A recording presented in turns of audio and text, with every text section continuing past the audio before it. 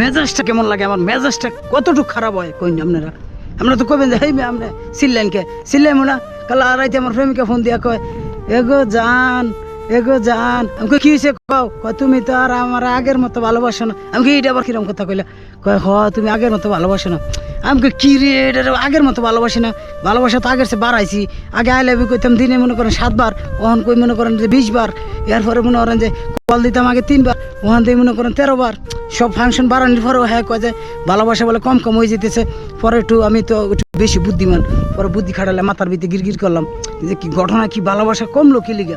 ভালোবাসা তো কমার কথা না। আর এই কি আমার এভাবে বলে তো আমার প্রেমিকা ছুটতে যাবে, প্রেম থাকতো না। পরে আমি কই এটা তাহলে কী করি। পরে হঠাৎ করে আমার মাথায় বুদ্ধি হইলো। পরে আমি কইলাম এই যে এগো জান এগো শোনা, এই তোমার বিকাশ নাম্বারটা তো আমারটা না আসেনি, সেটা তো ডিলেট হয়ে গেছে, তুমি বিকাশ নাম্বারটা হনি নগদে দিতে পারবা।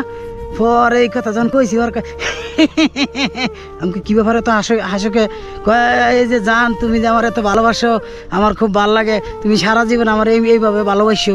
আমাকে ওরে শয়তানের শয়তান, তোরা যদি এমন করে সারা জীবন ভালোবাসতে চাই তেন আমার কিডনি মনে করো 2টা থাকতো না, কোনো কিছুই থাকতো না। তোর এই ভালোবাসার গোষ্ঠী গেলাই তুই বাদ জানতে সর।